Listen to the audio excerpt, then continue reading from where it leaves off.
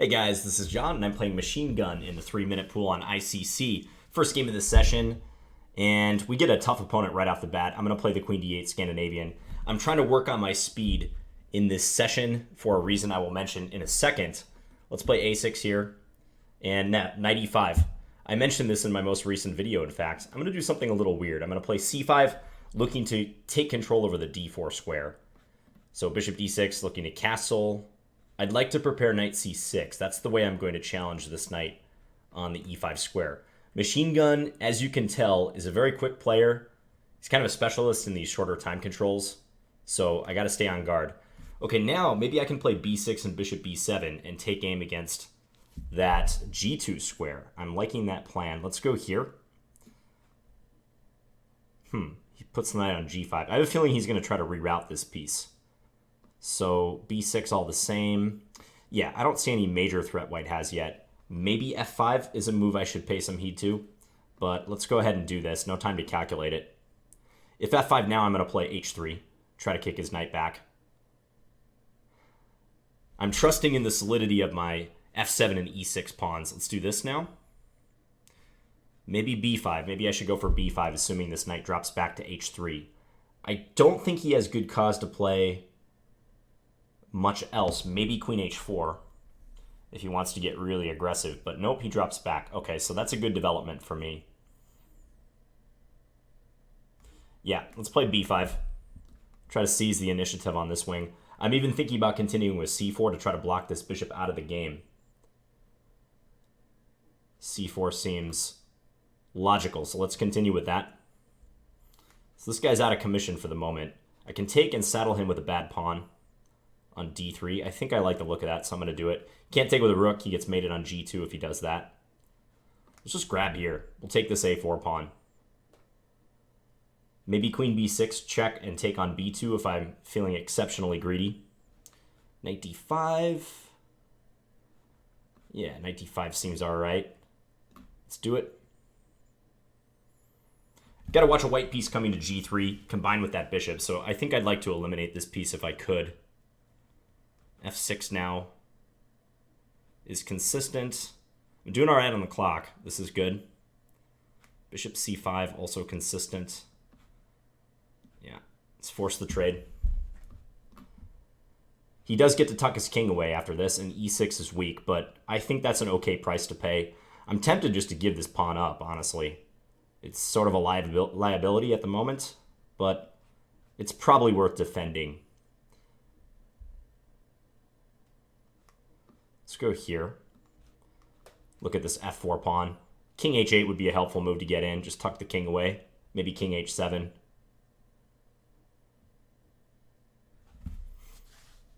Queen e4, right in the line of fire. Knight b4 is possible. So is a move like bishop a8. Rook e7. How about rook e7? He wants this pawn. That's what he wants. But if rook e7, queen takes a4, I have knight b6. So that looks good. I like rook e7. That's a multi-purpose move. Helps defend the 7th rank. I'm a little weak on this diagonal, but no big deal, right? It's fine for now. Queen b4. Queen b4 looks good. Yeah. If he trades, my knight lands on b4. I'm attacking the bishop, attacking the rook. If rook c4, queen check, I kind of assumed was good for me. He'd have to play knight g1 in that case. Looks bad for him. He wants f5. Wow, he's going to do this. But that just drops this, buddy. Okay, let's go after that d3 pawn now. Did miss that move, unfortunately. I'm having to play a little faster now. Let's bring this over. I know he can take on d3, but I'm just hoping for the best here.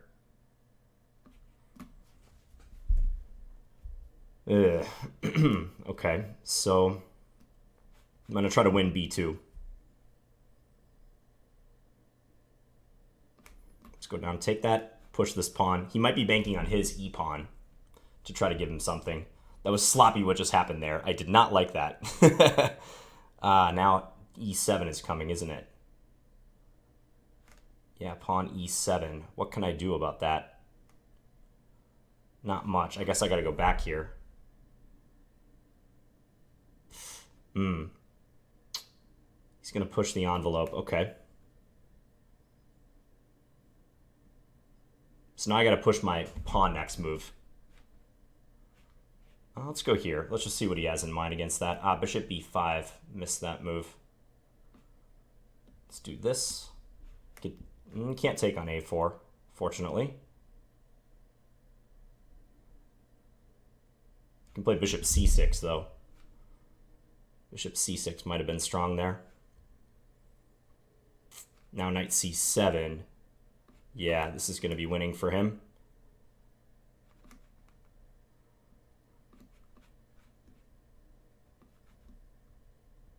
Very low on time, too. Try to trade this off.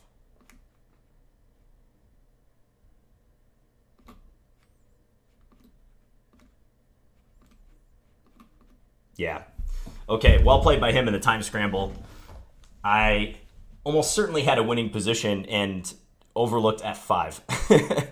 Yeah, I should have played just the safety move right here, like king h7, king h8, and I take away that 1 ounce of counterplay he has, and that's a winning position.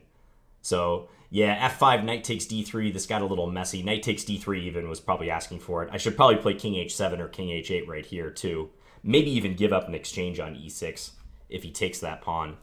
So, yeah, this is still winning for black. But, hey, those are the breaks in 3 minutes. I didn't pause to play something to avoid f5, and I paid the price. But I feel pretty good about that game overall. That was not bad.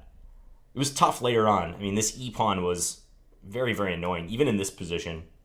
Maybe I got to play a move like g5 to keep his knight out of the f4 square, even though he can support the pawn. Because I feel like I'm going to win b2 quite soon. So if I play g5, just keep his knight restrained. Let me just check that moment for a second. That still likes going after the pawn, as I did. Rook b7, knight f4, take. Knight d5 was a good move. Now I probably have to play accurately after this. Rook b8, guarding the back rank. Yeah. Okay, but let's get back in there. So I'm playing a match with Grandmaster Tal Baron, the Israeli Grandmaster, and we're playing on Saturday, this coming Saturday, October 1st. The match starts at 12 o'clock p.m. Central Time, is the time we agreed upon. I will put out an announcement video a couple days prior to it, but just wanted to give you guys some advance notice in case you have your Google Calendar open right now and want to put it on there. So, match against Tal Baron. It'll be a blitz match.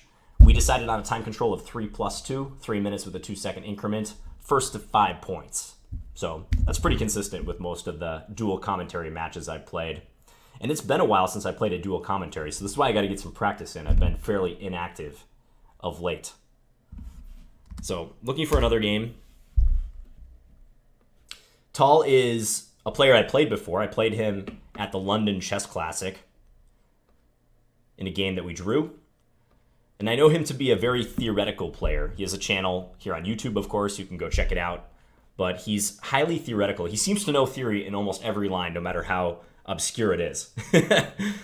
So, kind of like the match with Jan Gustafsson, I might have my work cut out for me in the opening department. But unlike the match with Jan Gustafsson, I hope to play more confident, because I think I was lacking some confidence in that match. And I maybe let my opponent's knowledge of the opening get the better of me psychologically. I just have to remember that I'm a good player and I can definitely hold my own against even objectively stronger players, you know, grandmasters who have higher FIDE ratings than me. So, all right, this position I have against pawn hash is one that I have some experience in already. I think I played this exact position probably a dozen times in over-the-board blitz. Okay, knight here. This is interesting. I think I'm going to go knight e5 against this one. Yeah, we're going to go knight e5. We're going to let him take on f4. I don't think this is much for white, but it's a comfortable position to play. After the trades, knight takes f4, gf, bishop takes g2. He's going to take there instead. It's a little unexpected. So his idea bishop d5? I don't know. And should I take on c6 first? Probably not, because he has knight takes c2. Yeah, let's take here first. Bishop d5 I can just take, I think. Should be good for me. I also maybe could have considered c takes b4 there a moment ago, but no time to think about it. Okay, here I feel like I should preserve this bishop now. I'm going to drop it back to d2. and look to go e4 sometime in the future. Possibly take aim against the b and the c pawns. Does he want queen d5? He might be looking for a trade. Queen d5 check. Yeah, this a pawn is a little weak, isn't it? Okay, I'm glad he played that one instead, because now at least I can avoid a queen trade. Let's not play knight c4. That would be bad in view of queen c6. He's kind of just threatening to eliminate that knight, though. Sort of want to keep this knight. I'm going to bring this back. I know he can check, but I think if I go bishop f4, let's say queen c6 check, king g1, knight c4, bishop f4, should be fine. Again, it's debatable whether this a pawn is a weakness or a strength. At the moment, it looks like a weakness for me. Let's take with the knight. I don't want to damage my structure now in front of my king. d5 would be energetic, albeit maybe not the best. d5, pawn takes, knight takes. I'm threatening knight e7, but he can easily cover against that. Yeah, too easy to defend. Okay, I'm just going to bring this back. This is going to look a little uninspiring, but I'm just going to go knight b2 and look to trade. I think I got to get this knight out of there. It's too strong on c4. So just content ourselves with the swap. Don't think I have much here.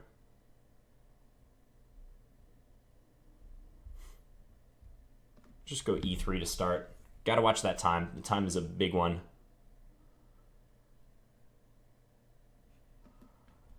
Try to swap these guys. Maybe he'll play rook c6. I don't know. Rook c6 would be kind of annoying if he does. So I'm going to have to bring a rook to a3 to hold both a4 and c3. I want to get my king up. I think that would be key if I could get my king a little bit closer. Okay, let's do this.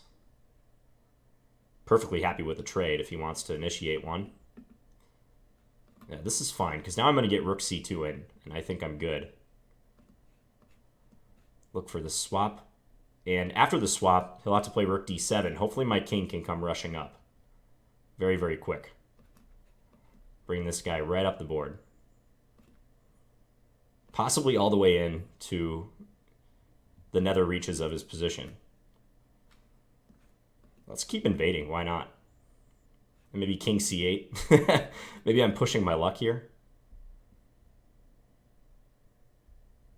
It's interesting. Just expand. Let's go g4. Start pushing on the king side a little bit. f4.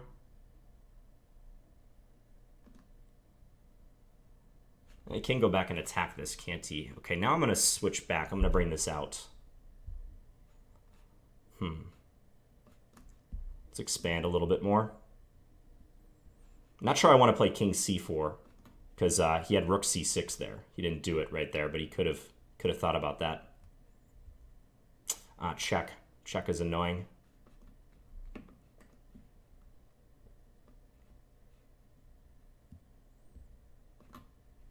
Got to try to bring our king back a little bit. I'm going to sack this pawn on e3. I think it's a liability. I'm going to try to give it up.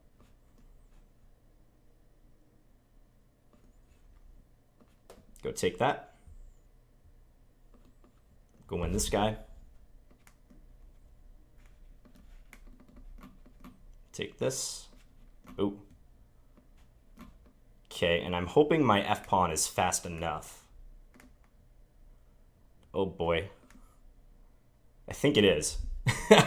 I don't know how that should have worked out, though. That was looking quite dicey, I would say.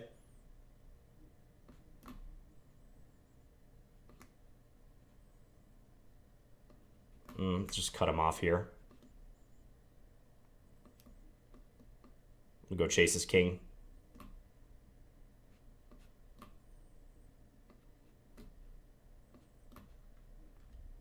I'm so slow. All right, I'm going for the roller, mate.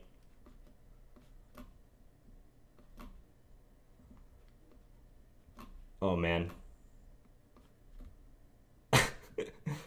This is comical. Okay, as you can see, my skills are not exactly where I want them to be in the final few seconds. How could I not checkmate him there? I was so worried about stalemate. That was kind of ridiculous. Because, okay, if I go queen f7, king h1, queen f2 is stalemate. So I was trying to checkmate him and couldn't figure out a logical way to do it. Yeah, here also, if I play, where was it? Right here, if I play queen d3 to e2 check, king h1, then I'm also in danger of stalemating him, although I see now I have queen h3 mate. Yeah, that was kind of embarrassing. All right, so half out of 2 in the first 2 games. I hope you guys are enjoying this. What I should have done is just got my king out of the way entirely. Like, that's very instructive in a time scramble in this position. Like, why did I even bother trying to chase him with my king? I have him cut off on the 3rd rank. I don't even need my king's help. I could have just promoted the pawn and then done the roller mate from, like, c8 to c2. So, yeah, run the e-pawn, queen c8, queen c2, queen b1 checkmate. Easy. When you get that close and you give them only like 1 or 2 squares to operate with, well, then you're in danger of a stalemate, which is exactly what happened here. Like, I just couldn't figure this out, even though I definitely should have. Although looking at this again, like king f1 is pretty easy, king f2, they're all mate in a couple moves.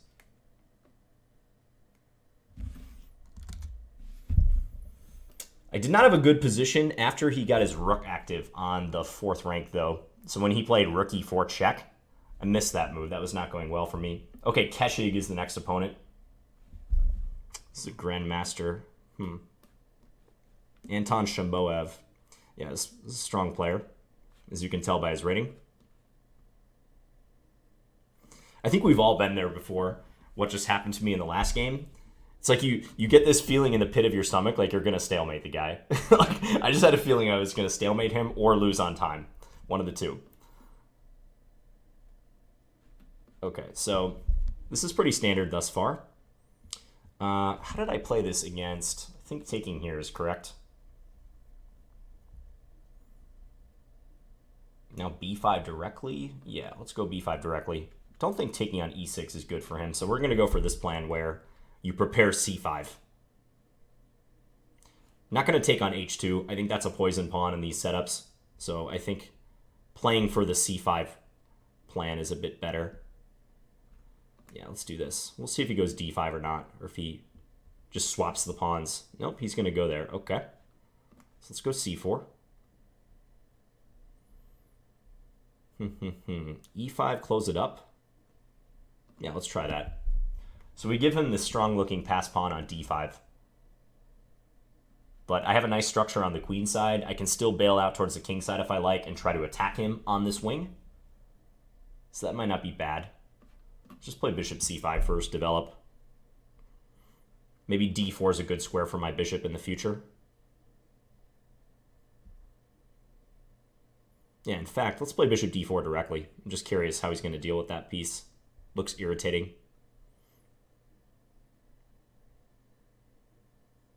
Helps in a lot of b4 related plans. Okay, now I'm going to castle. Let's see if he attacks me with something like h4. He's going to go for this instead. Okay. Rook f c8. Yeah, let's play rook f c8. This looks very slow for white, but I guess he's getting ready for knight e2, huh?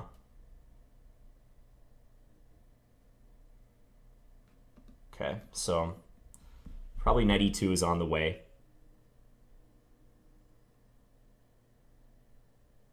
I think I want to keep this bishop, so I'm going to pull it back. Don't really mind if he takes on e5. I get to take with my knight. I have good dark square control in that case. What do I do next? I don't know. I kind of want to go knight e8 to d6. It's like a long maneuver, but it makes a good deal of sense here. Okay, b4 is asking to be played. b4, take. Take on c4 at the end. Maybe I don't have much there. It's a little annoying. I could play bishop e3 here, though, can't I? Let's do that. Then you might have to go back bishop d2. All right, now we're going to rush with these pawns. We're going to get going. Try to attack him. This knight is misplaced. I need to maneuver that somewhere. Let's go here. Now that he's played d6, the landscape of the position definitely changes.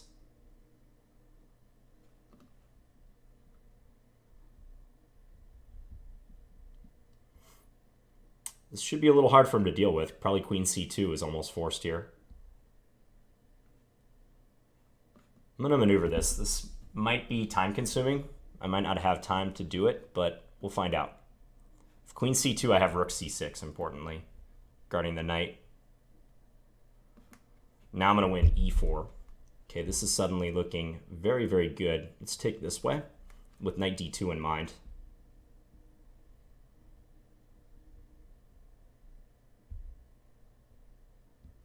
Okay, check. Yeah, he's got to be really careful, but so do I to some degree. Queen here, threatening queen d3. This is guarded, so that's nice.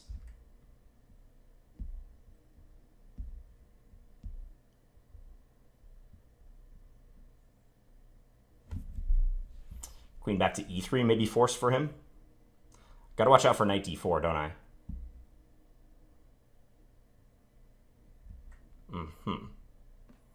Let's just go here. I'm going to pull this back so it's not loose. Knight d4, I have queen there, fortunately.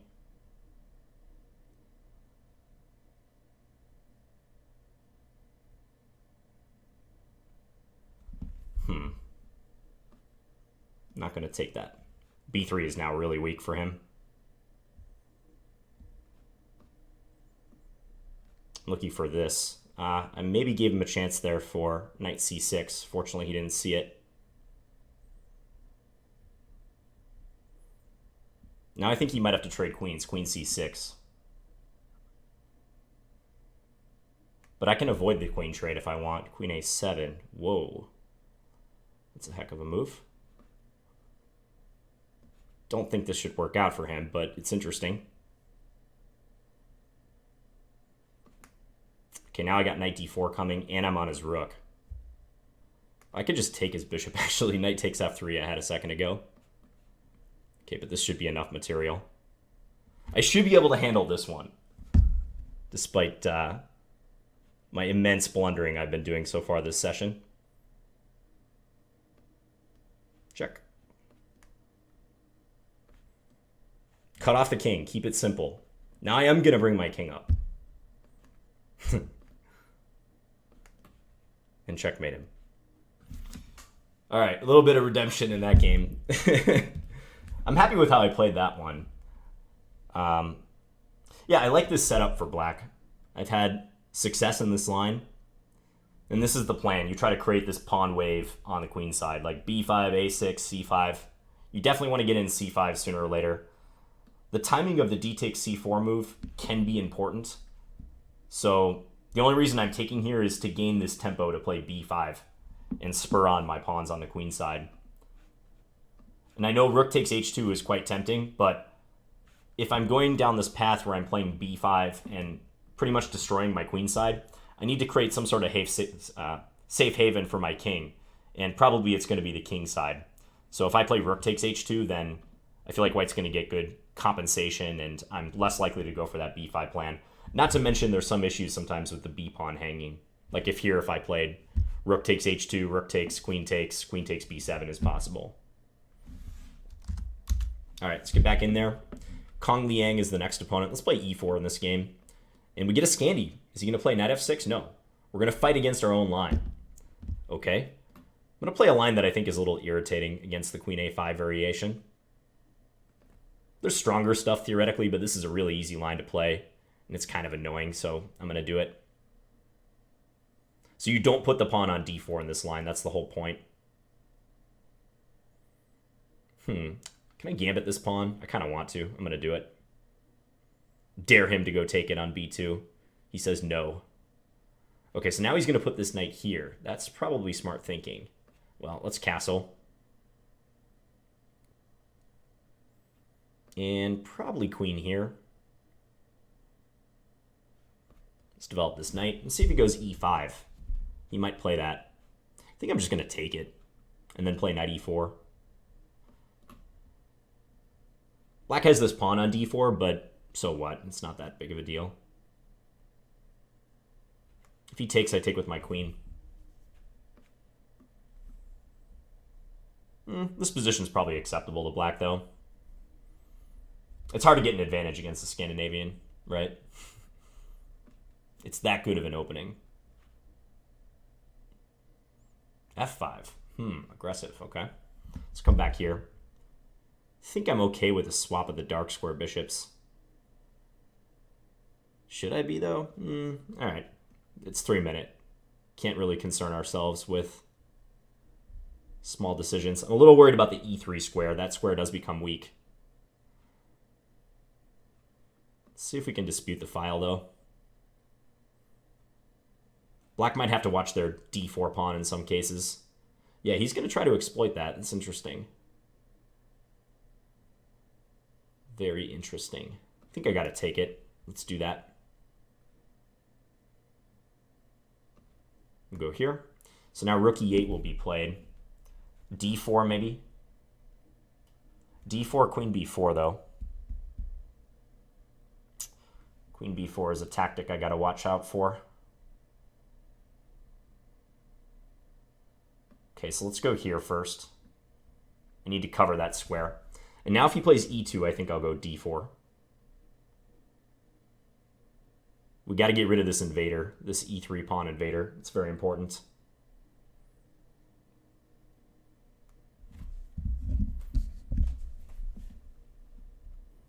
His bishop is bad. It's not participating on g6. That much is clear. And it can't go anywhere. f7's covered. h5 would run into queen takes h5.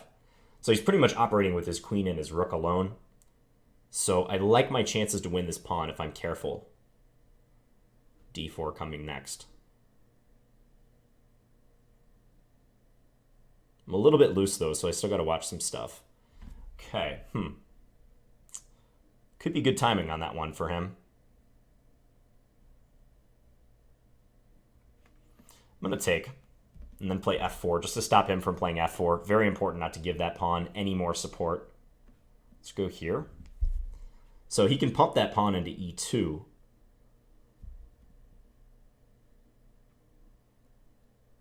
I'm still going to do this. I got to try to get my king involved. So my new plan now is c3, king c2, king d3. Try to force the pawn up to e2 so eventually I can play bishop f3. That's what I'm going for.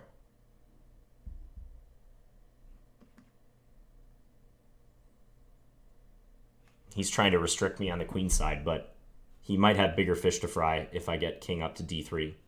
Bigger concerns, that is. Okay, now bishop f3. Do I want to do it yet? Yeah, let's do it. I'm just trying to think if some endgames are not that good for me necessarily. Like, can he swap off into a pawn endgame? He might be able to. It depends. Doesn't have a lot of time to figure it out, nor do I. b3 now? Yeah, let's play b3 first.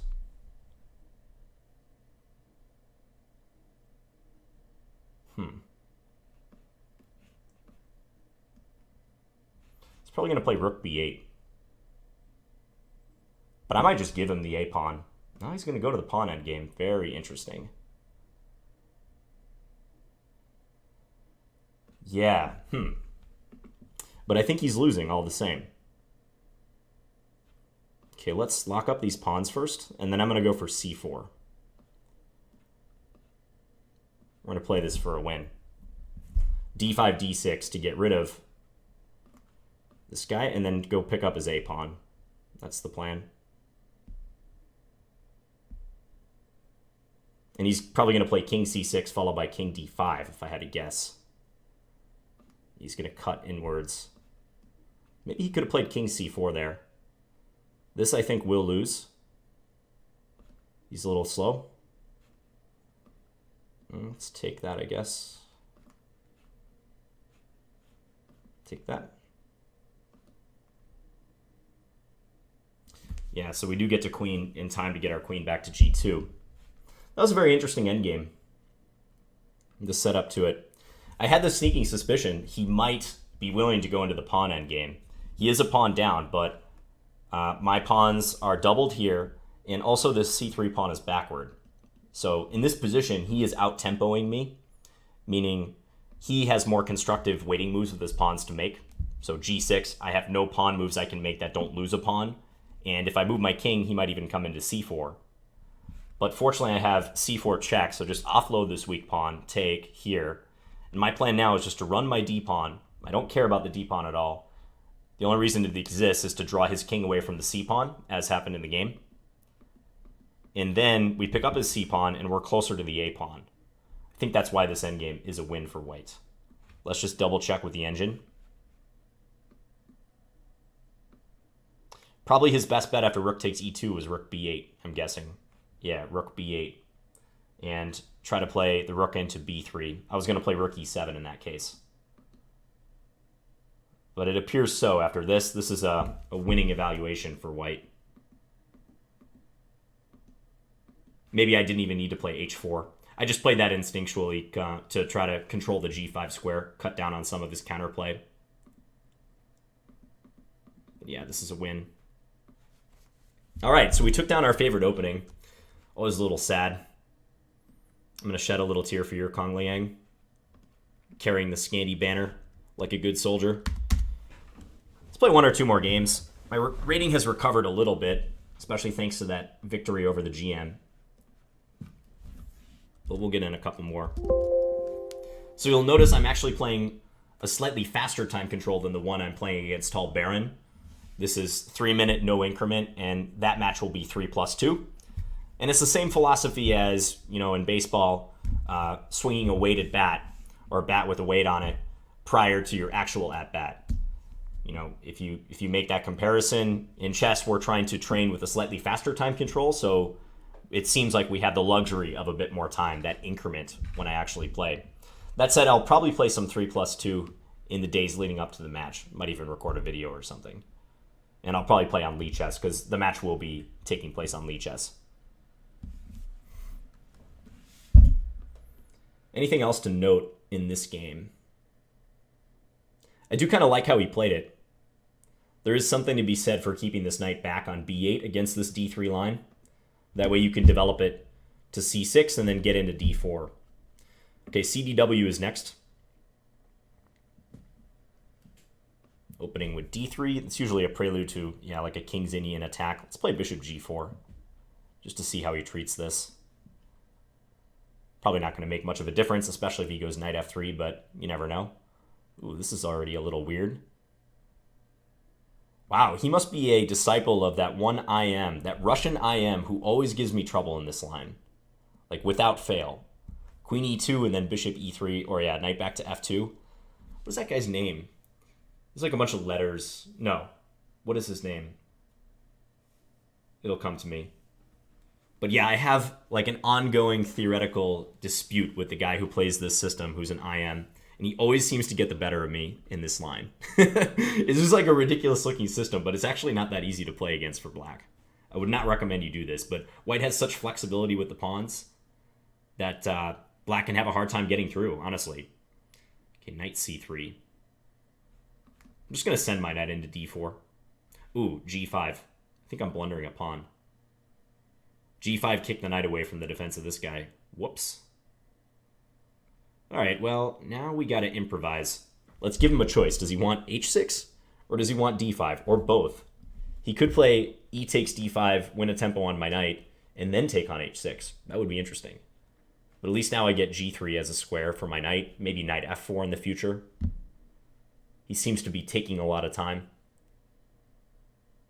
Maestro ASK, that's the guy's name. Maestro-ASK. International Master. Okay, what in the world is going on here? Just happy to see him thinking.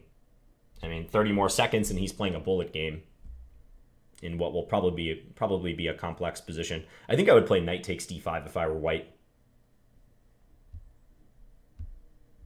That doesn't mess up his structure. The knight's pretty strong there. I can't chase it away. Just check that this guy's not lagging or something. Oh, he is lagging. That's unfortunate.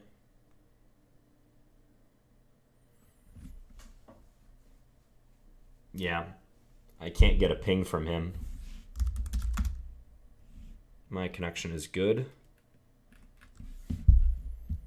I might be gifted a point here. We'll see. But I played the opening in less than spectacular fashion. I think one key to this opening is that if the bishop goes to h5, it's in danger of being locked out, as you saw when he played the knight back to f2 and then played g4 followed by h4. My bishop is no good here. It's firing against a wall of pawns stretching from e4 to c2, and he's even storming me with his kingside pawns. So yeah, this position is straight up bad.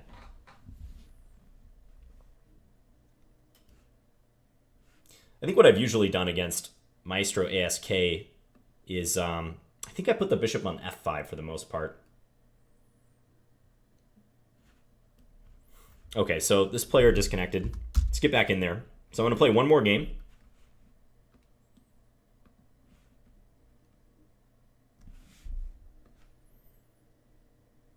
Maybe I have played bishop g4 against Maestro ASK. My memory's a little hazy. I think I've also taken on e4 too. I played some lines with him where we swap queens. But if you're curious about that, just search his username on my channel and you'll find it. You'll find like at least 3 or 4 games we've played.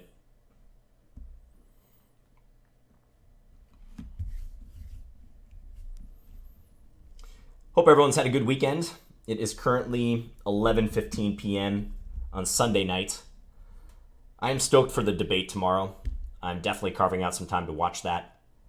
The first presidential debate, which is funny if you're not from the U.S., they build these debates, especially this election cycle, as like major sporting events, like very American. It's like Trump versus Hillary, the showdown at Hofstra University, and it's almost like it's the Super Bowl or something. Typically bombastic American stuff, you know. But it'll prove to be hopefully interesting, and I'm sure it'll be entertaining. I mean, I hope it's interesting from a policy point of view, and I know it's going to be entertaining. Okay, practice. Practice. I think I know who this person is. Yeah, he just said something in the chat. I won't blow your cover, sir, because I know you would not want that. But yeah, this is someone I know. All right, let's play... Let's go queen c7. This player is very good at 3-minute. I will say that. They are a 3-minute specialist. Let's play this line where you bring the bishop to g7. We'll go here. Then I think I should annoy that bishop, just to see what it does. And now we're going to fianchetto, complete our fianchetto. Let's play this. This rook's probably going to e8 in the near future, lining up with that white queen. I have access to the f4 square in the future, which is nice. Let's play queen b8. Might be looking to punch with d5 very soon, especially now that my queen is off the file. I like this position for black. This is the same setup that I played against Niklas Huschenbett, and I was getting good positions in that game too. Okay, d5 can be played, can't it? Not quite. All right, let's play queen a8 first. Just have a look at that e4 pawn. Really want to play d5. d5 is just begging to be played. b5. Maybe b5 is the way to go. Yeah, let's go b5. Because if he takes it, I win c3. Ooh, but maybe he can do that, actually.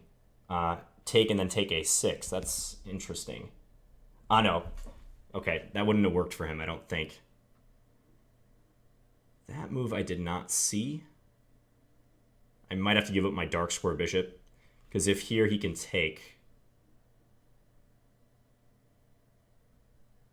which would be a little unfortunate, but maybe I'm okay on the dark squares. We'll find out. So let's take there. And then probably bring this knight back after he takes with the rook. I'm going to have good pressure against e4 and also c4. And he can't play c takes b5. His rook hangs. It's important. He's probably going to move this bishop, so the queen also defends this pawn. But then I really might get some good play with taking followed by d5. Explode the position. Yeah, okay. This is going to be a slugfest. It already is.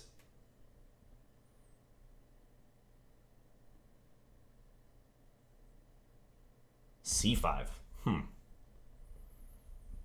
Take or no? Take or take e4? If I take e4, are there tactical problems? c6 coming? Let's take this way. I think I like that a little bit better. g5 now.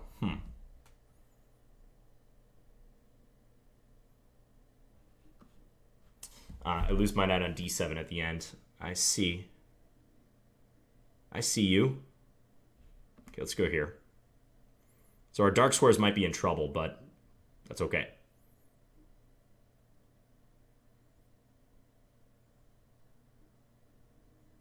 If he takes with the bishop, I think I can just move this knight away somewhere. Like bishop takes c4, knight h5, and he's still pinned up.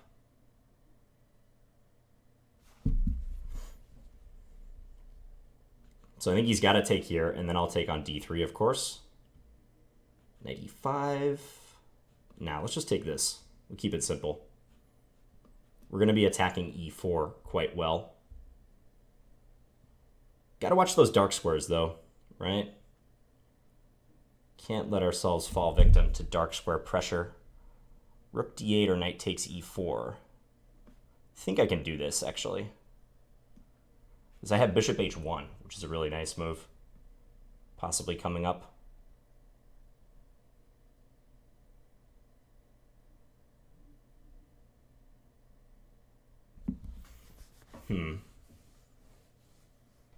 Those dark squares are a problem, however.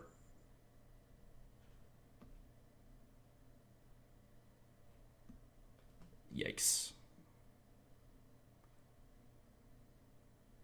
King g7 doesn't really help much, unfortunately for me. Let's do this.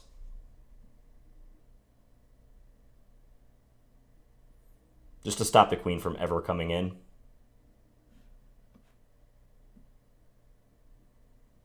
I'm looking for queen c2.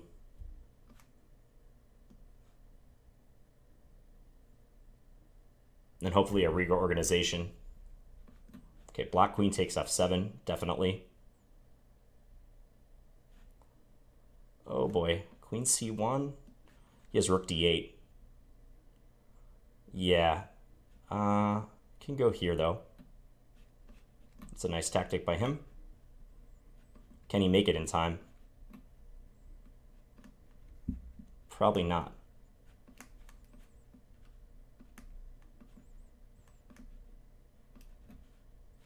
Okay, we got him. All right. Nice tactic by him at the end with rook check and then rook h8. I'll take it. That slightly makes up for that second game.